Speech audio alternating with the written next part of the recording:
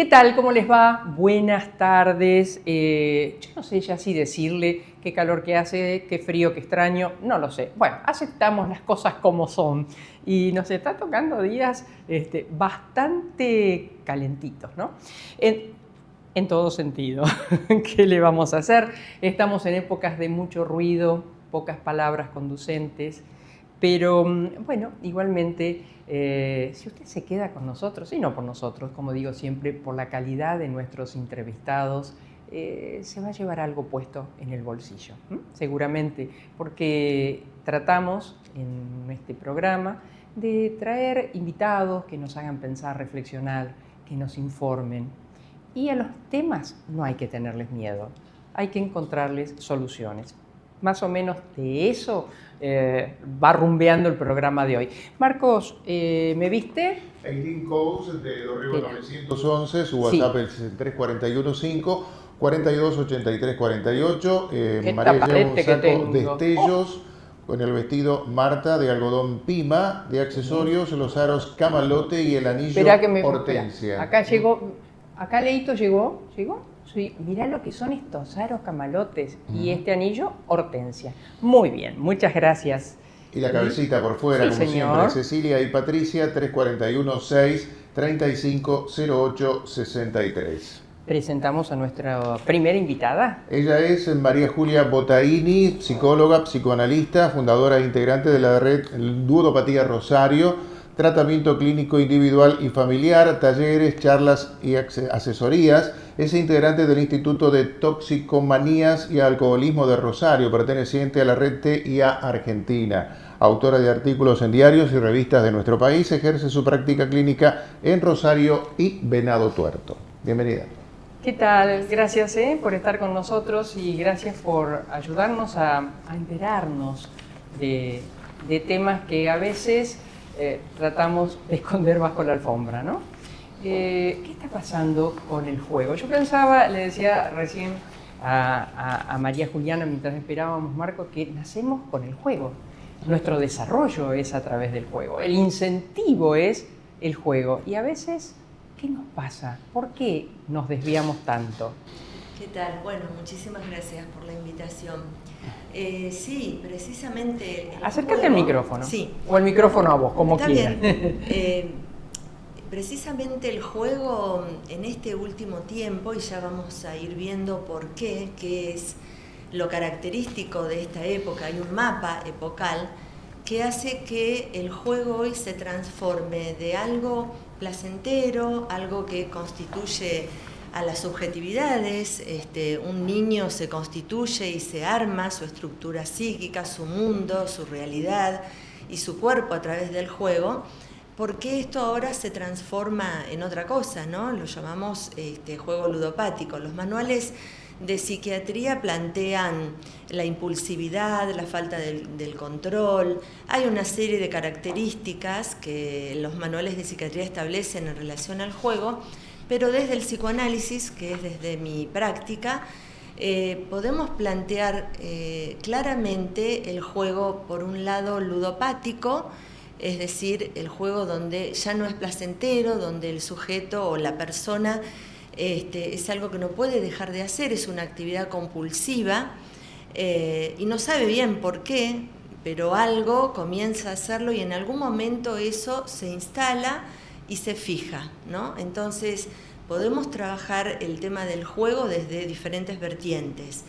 Por un lado, desde una vertiente más freudiana, que tiene que ver, por ejemplo, con el juego como una necesidad de castigo, con algo entramado con el Edipo, con algo que tiene que ver con las neurosis, ¿no? También el juego como algo que se suelta, ¿no? Como algo que se desamarra. Es decir, hay una energía vital que nos hace trabajar, vivir, disfrutar, que en algún momento algo de eso se suelta y comienza a andar de manera loca, maníaca. Entonces esa es lo que llamamos la pasión por el juego. Es como un empuje, como una fuerza que lo domina el sujeto ya no puede controlarlo. Después también, y este es un punto que me parece importante para abordar el mapa de la época que yo les decía recién, y que tiene que ver con el avance de las tecnociencias y los juegos en red también, ¿no? Como modos que tienen a veces los chicos de conectarse. Es decir, pasamos de una cultura, de un malestar en la cultura, que ya lo vaticinaba Freud a principios del siglo XX, cuando hablaba de cómo las personas, para paliar el dolor de existir, recurrían a tóxicos, a sustancias, o a la religión, o a la propia enfermedad, ¿no? Ahora que pasamos a una época donde hay un malestar de lo digital, ¿no? La cultura de la conectividad. De alguna manera, y enfocando otro aspecto, esta miniserie creo que fue, ¿no? Adolescencia. Bueno, también marca de alguna forma, digo, en el cuarto del lado, el hijo ya no es la sensación de los padres que decís, uy, ¿dónde estará? Es esta hora, no volvió, ¿qué estará haciendo? No, estaba adentro. Y me parece que en esto de la ludopatía también no necesitan estar fuera de la casa, ni mucho menos. Ahora, ¿cuál es el atajo? ¿Cuál es el camino para enterarnos como padres o como el mayor, el que esté cerca de ese chico, para ayudar? ¿Cuál es el camino? Mira, hay algunas cuestiones que pueden funcionar como alertas, ¿viste? Claro. En casa, por ejemplo, alguien puede encontrarse irascible, intolerante, enojado, con muchos cambios de humor. Encerrado. Ahí te paro, porque en la época nuestra decían, bueno, es la adolescencia, ¿qué querés? Está como loquito, como loquita, porque es la adolescencia, no lo tenemos que dejar así. No, claro. Yo creo que la posición del adulto tiene que ser como de una espera activa, es decir, estar a mano, ¿no? Yo siempre con mi grupo de colegas planteamos esto, estar a mano del adolescente por si nos necesita, estar alertas. No invadirlos, porque ellos también necesitan su espacio, su tiempo, incluso, viste, hasta usan palabras que son distintas a las nuestras, es decir, utilizan un lenguaje que de alguna manera los aísla de nosotros, claro. Necesitan aislarse a veces, pero hay que estar a mano, ¿no? Hay que tener una espera activa y aprovechar el momento para poder intervenir y hablar. En la película, bueno, esto es muy notorio, ¿no? Vos pensás que están a resguardo, y estar, digamos, en esta realidad virtual, en este ciberespacio, es uno de los lugares a veces más estragantes, ¿no? Más que te tragan. Entonces hay que tener mucho cuidado, porque incluso uno se pierde. A cualquiera de nosotros nos puede pasar. Vos vas a buscar algo en internet y te perdés. Claro. Perdés tu eje, la brújula, ¿a dónde ibas? ¿Qué estabas buscando? Es decir, hay una pérdida absoluta de lo propio y de lo que uno quiere o estaba buscando, porque bueno, el ciberespacio tiene esta cuestión que forma parte de este mapa de época, ¿no? Y hay un efecto contagio, porque bueno, mi compañero lo hace, bueno, yo también experimento. Claro, es la experiencia, ¿viste? Como bien decís. A ver, es vivir esa experiencia, es probar. Si alguien se siente bien jugando y estando conectado con otros, que es decimos goce, ¿no? Que es el goce más autista, más solitario que puede existir, aunque esté con un montón de amigos de todo el mundo jugando, bueno, termina siendo un lugar que los atrapa y sí, de contagio, porque los chicos se copian las palabras, se copian la ropa, los modos, los estilos. Fíjense que la adolescencia no es en cualquier momento. Generalmente las adicciones se instalan y aparecen. En la adolescencia. Claro, cuando aparecen preguntas de la vida: ¿qué quiero? ¿Quién soy? ¿Cuál es mi sexualidad? ¿Cómo soy? ¿Qué me gusta? Y hoy está preocupando más, digamos, el juego de manera ludopática en el adolescente, en el joven, que en el mayor. Está apareciendo más. En estos últimos años, sí, sobre todo después de la pandemia, que a veces la gente no mide las consecuencias, pero estamos viviendo todavía las consecuencias de la pandemia. En diferentes el encierro fue tremendo. Síntomas sociales, claro. Y hay síntomas sociales, como bien decíamos fuera de cámara, ¿no?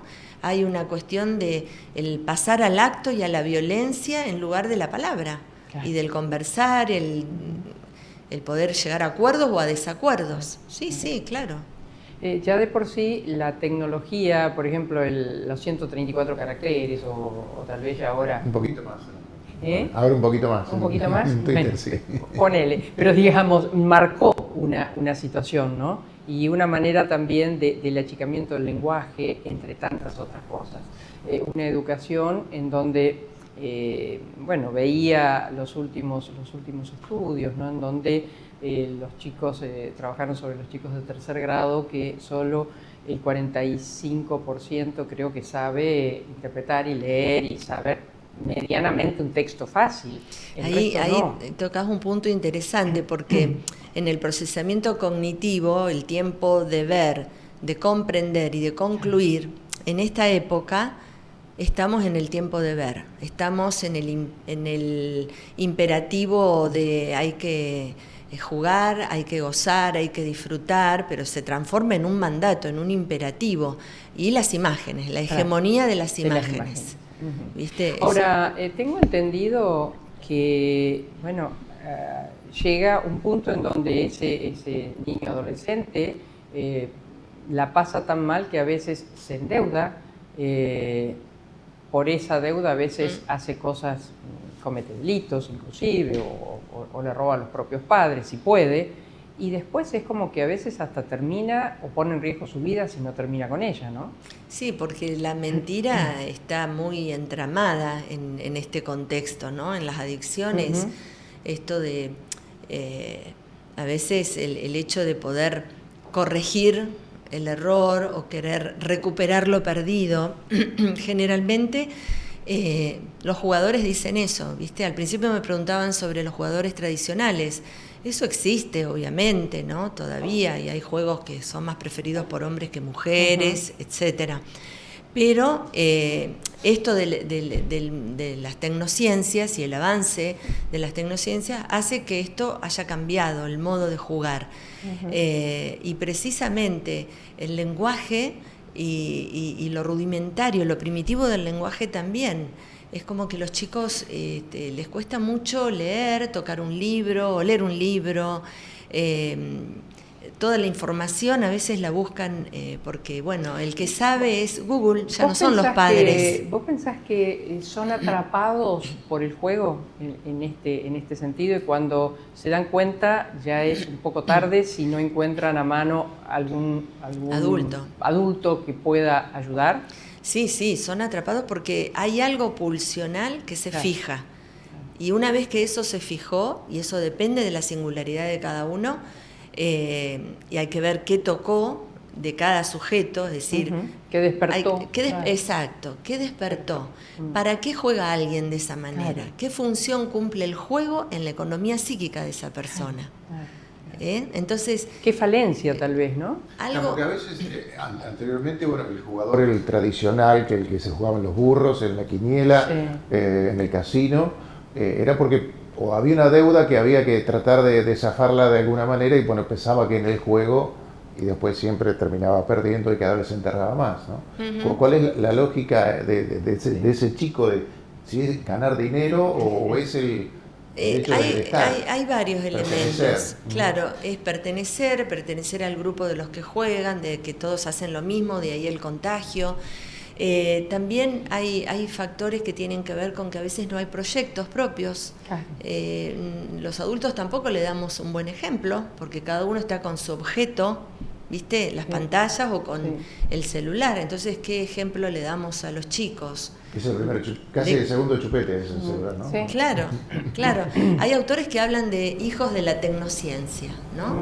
Es como que en este mapa de época que yo decía, las figuras de autoridad han decaído. De ahí también la violencia, la podemos leer desde ahí.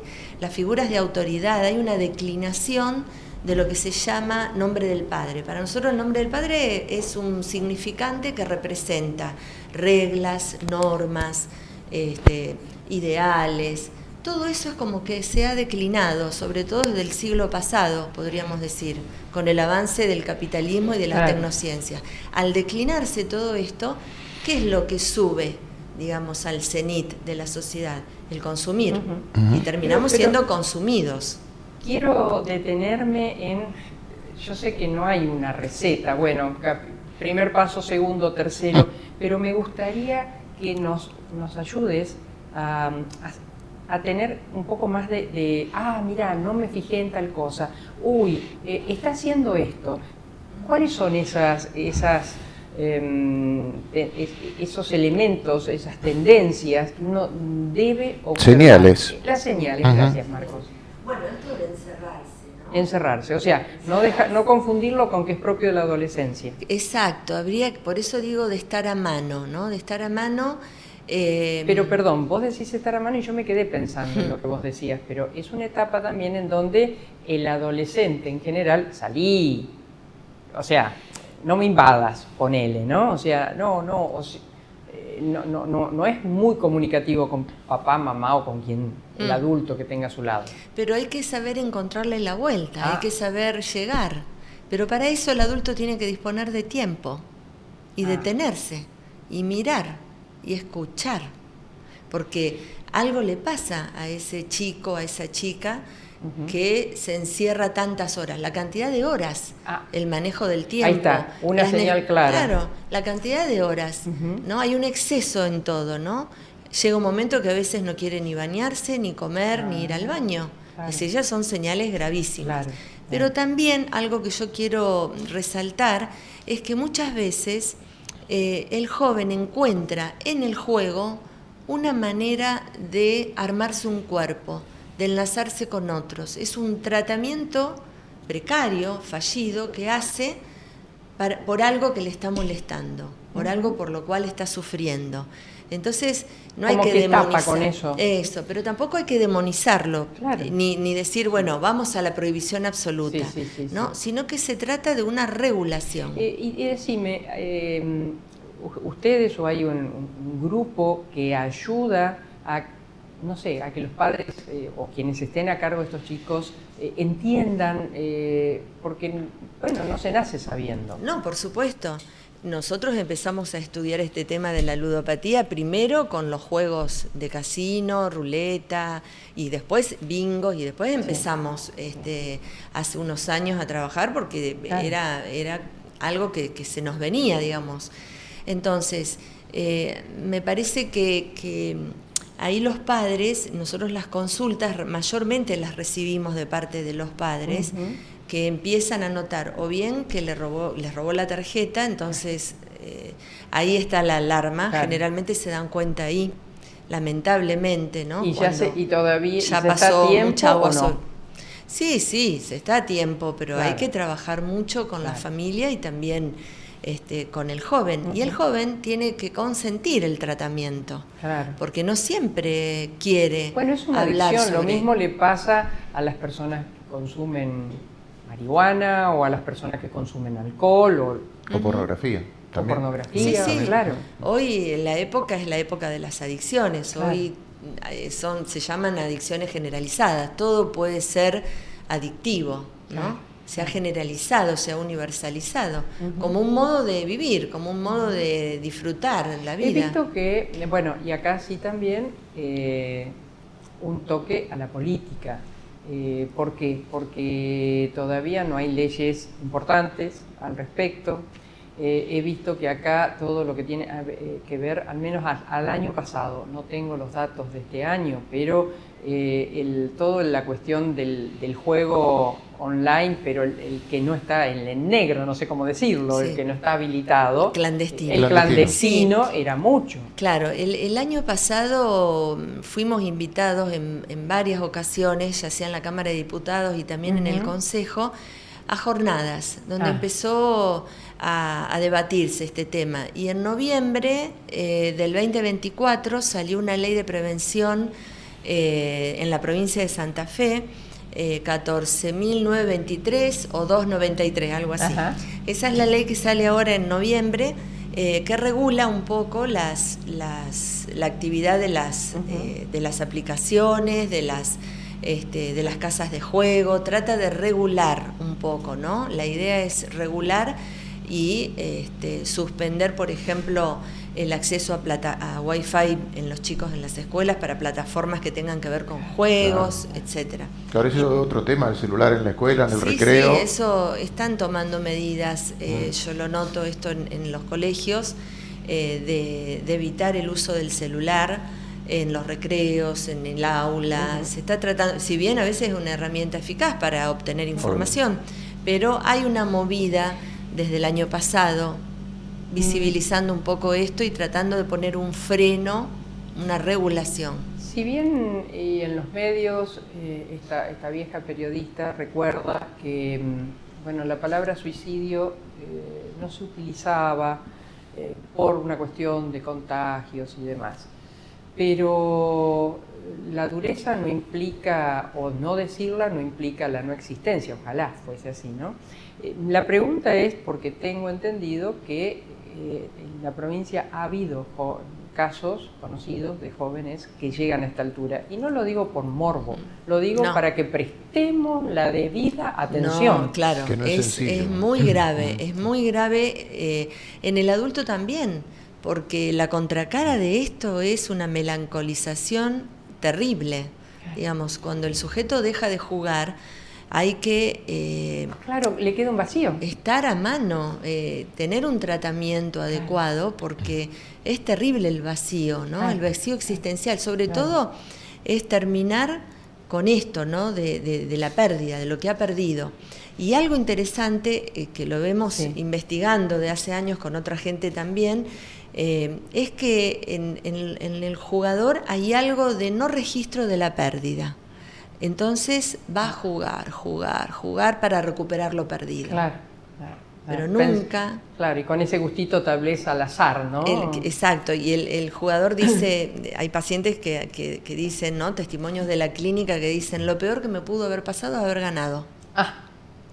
La suerte del principiante a veces. Claro. Entonces, seguís para ganar, para seguir ganando. Una de las cosas, antes de agradecerte tu presencia acá, que leí y que me gira en la cabeza, que una de las motivaciones es el sabor que deja la incertidumbre. Perfecto. Bien, muy bien. Es el goce de la incertidumbre. El goce, no me salía la palabra, el goce de la incertidumbre. Bueno, goce es una palabra psicoanalítica que la usamos para determinar algo de satisfacción oscura que tiene que ver con el sufrimiento.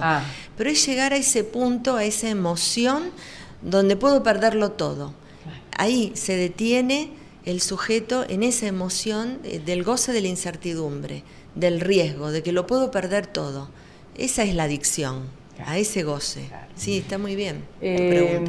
María Juliana pertenece a la red de ludopatía, en todo momento apareció en nuestro Zócalo. Sí, no deje de consultar.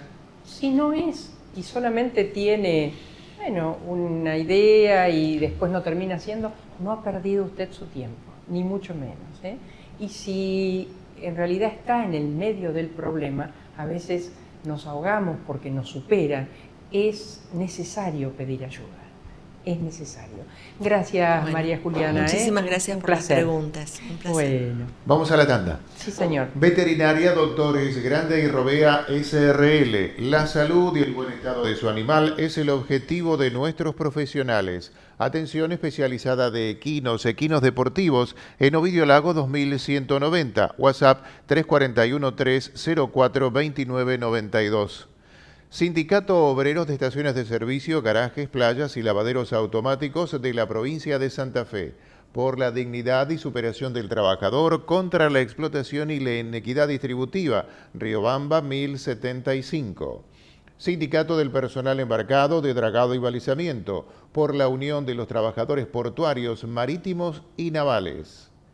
Joyería y Relojería España, desde 1981 en la tradicional esquina de España y Ceballos, en su tienda online joyeriahispana.compra-medioonline.com.ar.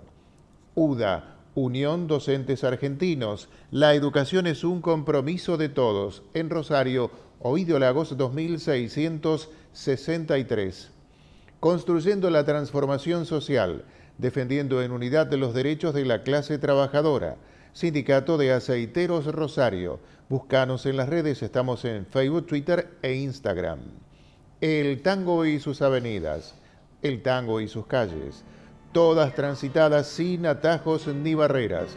Grupo Contrastango, tangos, valses, milongas, candombes que fueron y serán. 23 de mayo a las 20 en el marco del Metropolitano de Tango en la Casa del Tango. 7 de junio, horario a confirmar, pero por la tardecita noche, en Atilra, en la ciudad de Sunchales.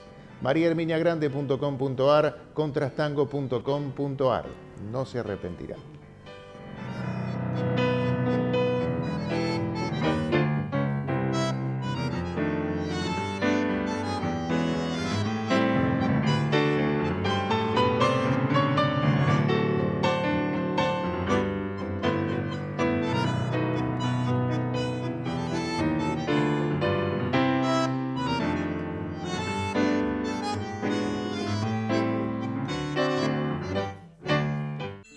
Atilra es artífice de un proyecto solidario, colectivo y social.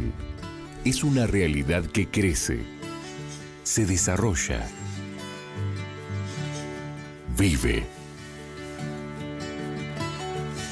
y se multiplica, pero sobre todo permanece en el tiempo. Atilra, más de 70 años sembrando de sueños el camino.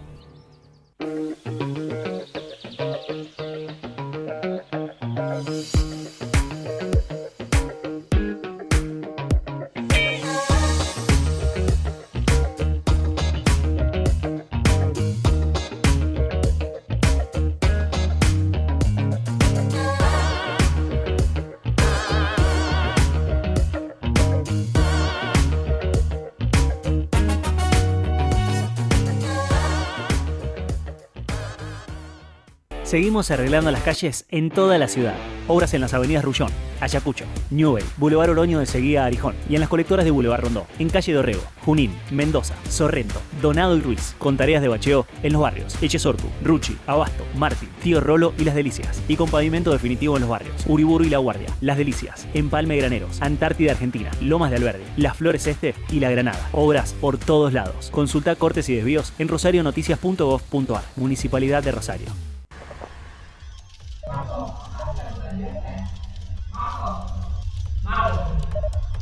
Marcos, ¿pagaste la cuota del viaje? Apostar nunca es un juego. Rompe el silencio. Pedí ayuda. Somos crecimiento, somos impulso, somos protagonistas de la historia de nuestro país. Somos Puerto, una ciudad donde se forja nuestra cultura, donde celebramos nuestros logros con pasión y orgullo. Aquí, la historia se entrelaza con el presente, la tradición con la innovación y el crecimiento con nuestra esencia. Puerto General San Martín, construyendo día a día los cimientos de nuestra identidad.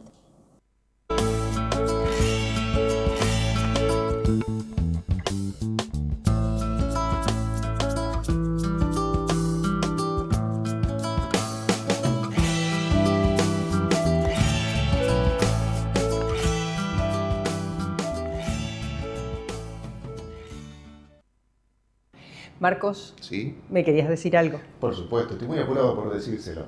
Cerca de Rosario, su puerto y los puertos de la región, se está gestando un proyecto que unirá al pequeño y el gran inversor con la industria, el desarrollo y la producción. Una propuesta tangible como su respaldo.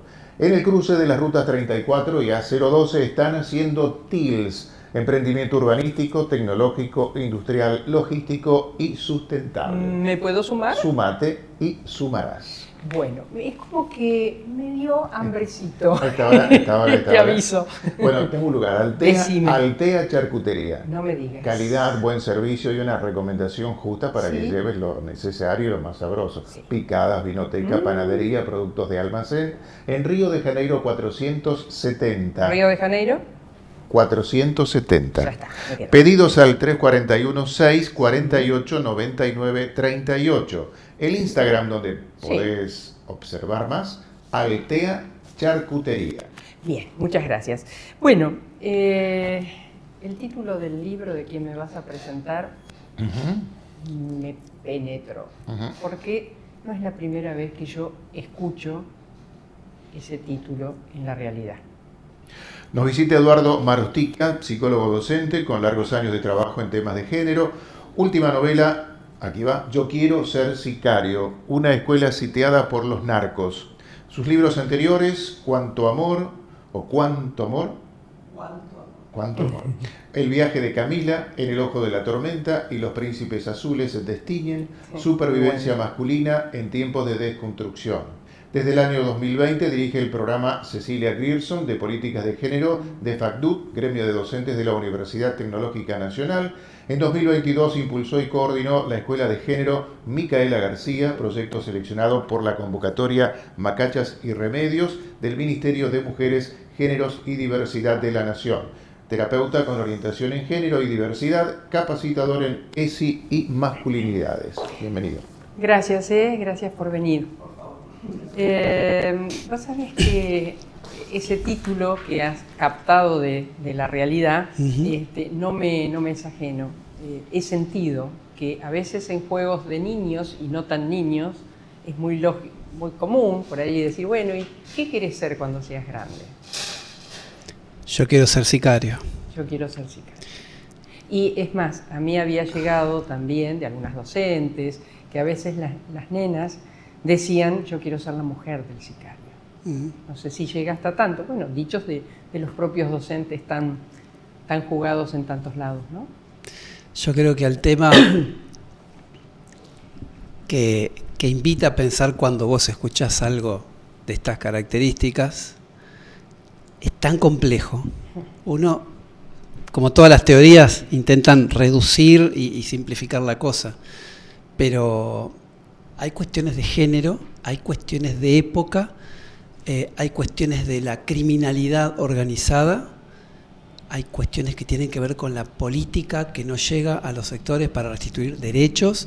O sea, hay muchas formas de intentar explicar o entender por qué alguien podría llegar a tener la aspiración de matar por dinero a alguien que no tiene rostro humano todavía, porque es a cualquiera, puede ser tu vecino, puede ser un nenito, puede ser, ¿no? Pero me permitís una interrupción. Pero por favor, dale. Eduardo, ¿vos crees que cuando un niño, por más que sea un niño adulto, ¿no? Porque la realidad, muchos pasan de largo, de un bebecito, niñito a un adulto, ¿no? Aunque la edad no lo acompañe. Una niñez truncada, ¿no? Una niñez truncada. Pero ¿es consciente que lo que hace un sicario es matar? Bueno, me quedo un poquito con lo que estaba hablando antes la colega, ¿no? Y esto de las ludopatías, ¿no? Digamos, toda esta vertiginosidad que imprime el jugar en un entorno virtual donde el tiempo se desdibuja, el lugar se desdibuja, ¿no? La ubicuidad, esto de poder entrar a la red o reunirnos en un lugar que no es ningún lugar, ¿no? Es una pantalla. ¿Dónde estamos? ¿Te acordás? Perdón, pero me trajiste la imagen. Qué distinto cuando, vení a casa que, no sé, un pedazo de pan y miel o manteca y jugamos. No, ya, digamos, ya no podés hospedar. Sin embargo, viste que en las reuniones se genera el hospedador, ¿no? Hay un montón de palabras que han perdido su significado. Yo, digamos, recuerdo la primera palabra que perdió significado fue en Facebook, el amigo. No es amigo. Cuando hablábamos de redes de trata con los adolescentes en la escuela, no son amigos. No. Esa red no es la red que conocíamos socioafectiva, digamos, red que era tangible. Apareció algo, una palabra que significaba mucho, pero que en realidad era una operación hasta engañosa, porque no te encontrabas precisamente con gente que te cuidaba, que te protegía, que te quería bien, ¿no? Justamente todo lo contrario. Y creo que en este juego, que hay muchísimos juegos virtuales, donde el principal objetivo es matar. Matar para ganar puntos, matar para... No. Sí, incluso en televisión. ¿Cómo se llamaba esa serie? Bueno, el primero fue creo que el Counter-Strike, ¿no? Bueno, juegos así. Pero la gran mayoría son juegos en red, pero donde vos no tenés ese contacto con otras personas, como tomando la leche en tu casa con el pan y manteca. Y sí se produce una confusión mental. Ahora, agregale a esto chicos provenientes de sectores pisoteados por las políticas gubernamentales que no llevaron respuestas a esos sectores. Pisoteados por el descrédito y la desconfianza de otros sectores de la sociedad que siempre los miran con recelo, con resquemor, con ese, yo digo... preconcepto. El prejuicio, esta extranjeridad que siempre hablaba Jacques Derrida en sus seminarios, ¿no? Él decía, bueno, ¿qué es la hospitalidad? Es recibirte como sos, es recibir al extranjero en su totalidad y ver al otro como un semejante. Bueno, cuando vos ves al otro como un extranjero tan distinto que termina siendo una amenaza para vos, bueno, imagínate cuando vos pedís, gritás, no te escuchan, te dicen que no. Bueno, aparece algo que es una criminalidad organizada, el narcodelito y todas las organizaciones, digamos, desde las macro, desde el negocio hasta la territorialidad. ¿Y qué ofrecen? Ofrecen dinero fácil, ofrecen una seducción del dinero fácil. Y eso es donde también encontrás anclaje. En la cultura neoliberal. O sea, estamos hoy viviendo me salvo yo, hasta hablamos de la felicidad es personal. Para mí es inentendible una felicidad individual sin tener el contexto del bien común, del otro, de tu semejante, ¿no? Y decirle a alguien que sos feliz. Claro, además. Tu felicidad debería ser la mía, o sea, claro. Tiene que ser algo compartido, ¿no? Esto ya lo decían los griegos, creo que en la República ya lo mencionaba Platón, ¿no?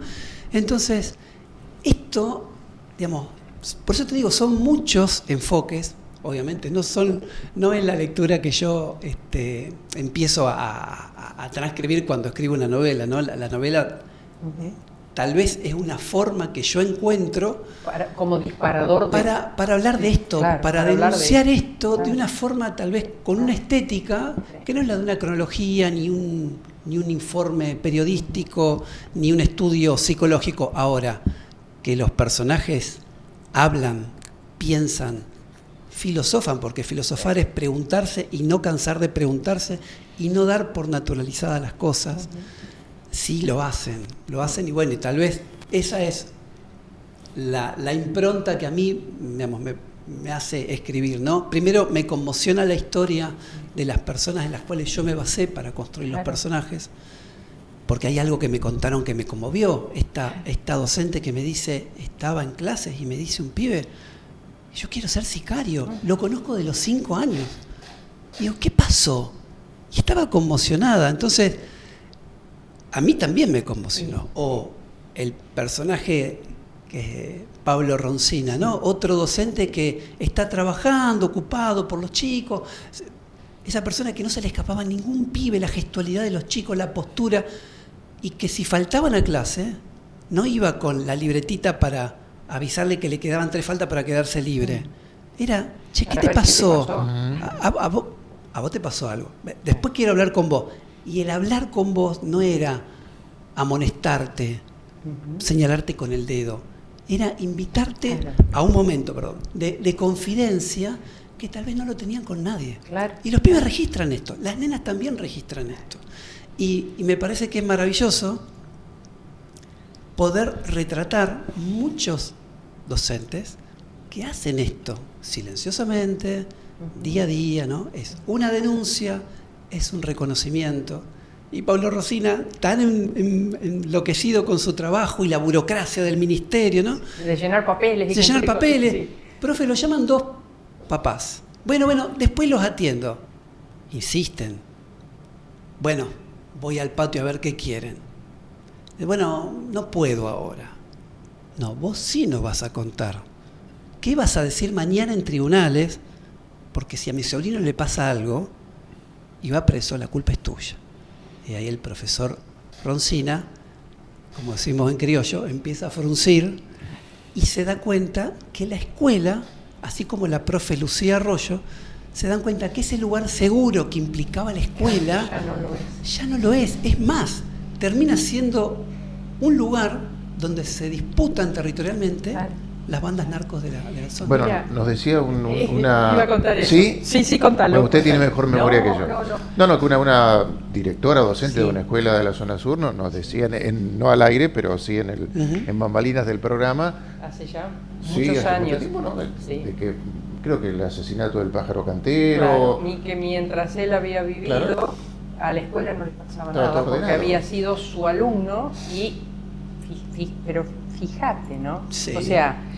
Es una lógica, es una cultura. Claro, con acá no se metan, porque es mi escuela, y mientras yo esté acá no les va a pasar nada, por lo que fuera. Bueno, acá en la novela aparece esto. En 2 sectores de la ciudad hay un jefe que es asesinado y el problema comienza, o sea, con ese jefe había códigos, había ciertos códigos. Bueno, cuando lo matan a este jefe, a Toloya, el personaje, bueno, los códigos cambian, los pactos cambian y la escuela no se entera hasta que, yo digo, las balas empiezan a impactar, ¿no? en las paredes, en las puertas, ¿no?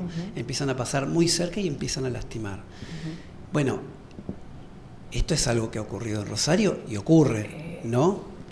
Los chicos suelen tener, los chicos grandes, porque lo que voy a contar también es de un niño o una niña cuya infancia tuvo un persaltum.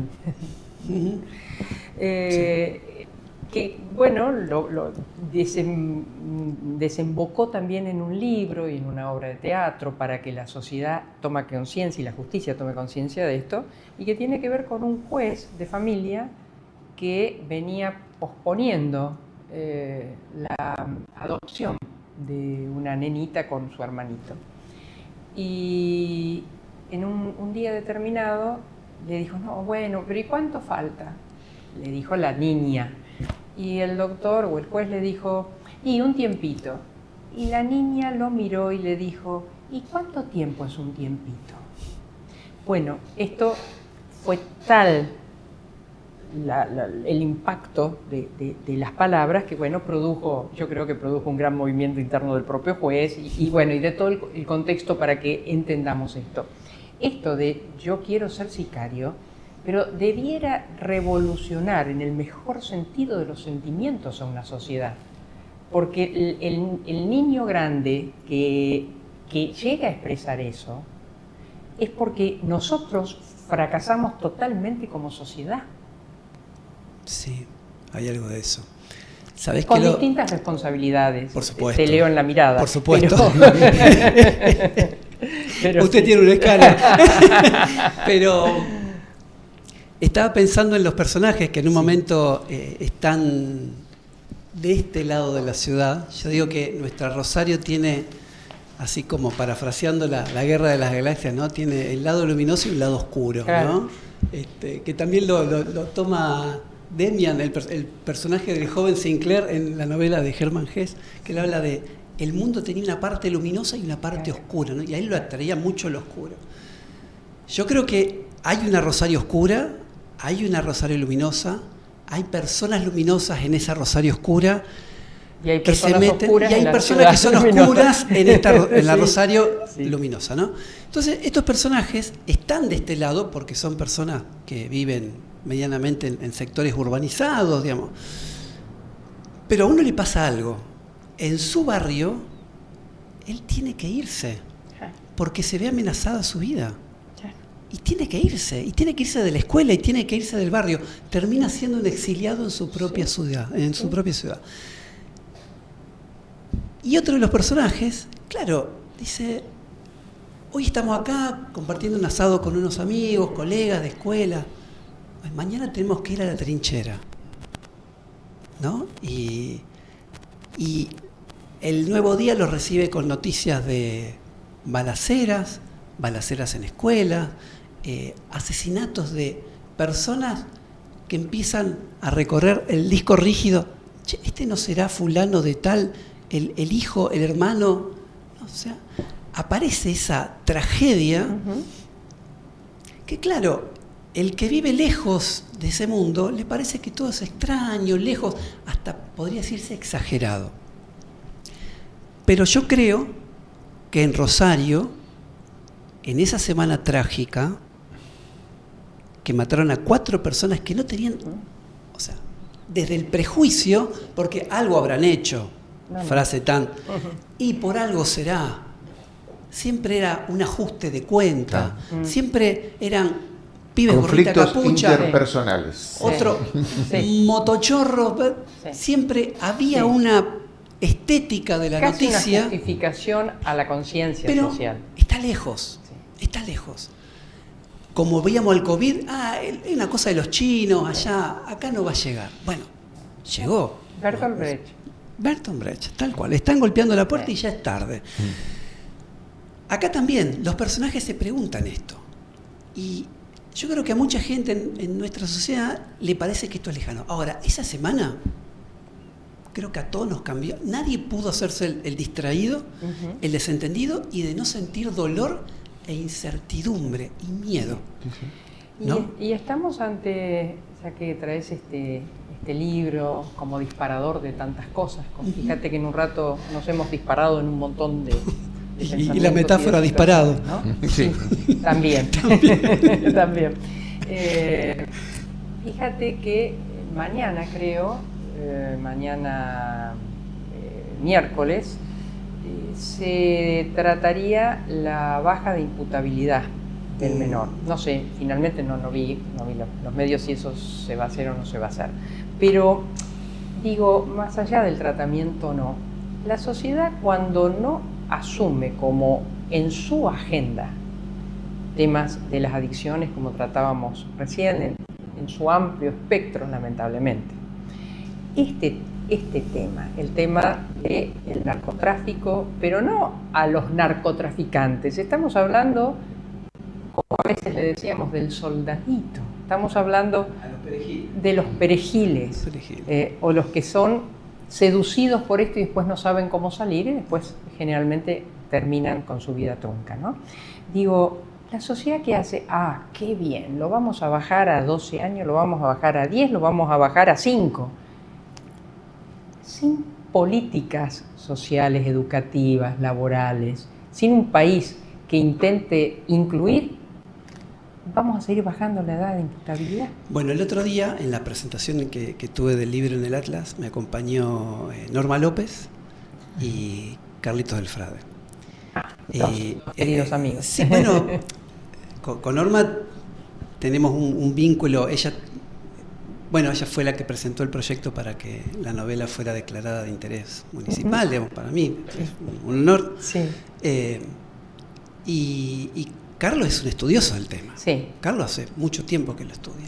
Y él sobre esto era muy claro. No hay estadísticas que sustenten llevar adelante este proyecto de baja de imputabilidad. Porque la estadística de los chicos que incurren, digamos, en delitos es tan ínfima, pero tan ínfima, 0,40 y poco por ciento. Cuyo nombre no me voy a acordar. Posa, ahora Lili me la va a escribir, perdón, doctora, la jueza federal, la jueza de menores, en charla con Musa, gracias Lili, la doctora Musa nos había dado el año pasado, no llegaba al 1%. Sí, creo que ni al 0,5%. Es decir, no estoy diciendo que eso, porque a la persona que un menor le mató a su papá, a su mamá, lo que fuera, digamos, es otra la situación. Pero los que tienen que decidir, los que tienen que generar las políticas, tienen que tener en cuenta todo. Yo creo que es como el amigo de Facebook. Son palabras o relatos o narrativas que se instalan desviando subrepticiamente cierto sentido al que tal vez habría que ser mucho más preciso en las políticas. Y bueno, parafraseando a Carlos del Frade, en vez de ocuparnos del negocio, del narcotráfico, y vamos con una baja de imputabilidad, ¿no? Digamos, tal vez agarrar lo que tenemos más a mano, pero nunca tocar lo que no nos atrevemos a tocar. En la novela hay algo de esto también, porque está estas preguntas que se hacen los personajes, ¿no? Siempre con los pibes, ¿no? Siempre con los pibes, los agarran digamos, como que los agarran de punto, ¿no? El narcodelito y el enemigo común, lamentablemente, que tienen en los barrios, que es la policía, porque la policía es la presencia del Estado corrupto. Claro. Lamentablemente, digamos, aparece esa presencia. ¿El Estado llega a esos barrios? Sí, llega a la escuela, llega a la policía. Bueno, ¿qué representación tiene para el barrio la escuela y la policía? Bueno, muy diferentes. Por eso, el otro día presenté la novela también en un instituto, el profesorado Joaquín González en Buenos Aires. Y ahí lo que yo planteaba, y se armó una discusión, el directivo que pide presencia policial en la escuela, yo digo, no entendió nada. Porque la escuela justamente es todo lo que no, o sea, te cuida, te aloja, tiene que estar integrada a la comunidad. Si yo pido presencia policial, justamente no es un buen indicador de que la escuela tiene un vínculo saludable con la comunidad. Rápidamente te dirán, bueno, y cuando los chicos vienen armados, ¿qué hacemos? Es otro indicador. O sea, ¿cómo llegamos a esto? Los personajes se preguntan esto, ¿cómo llegamos a esto? ¿Por qué se llegó a esto?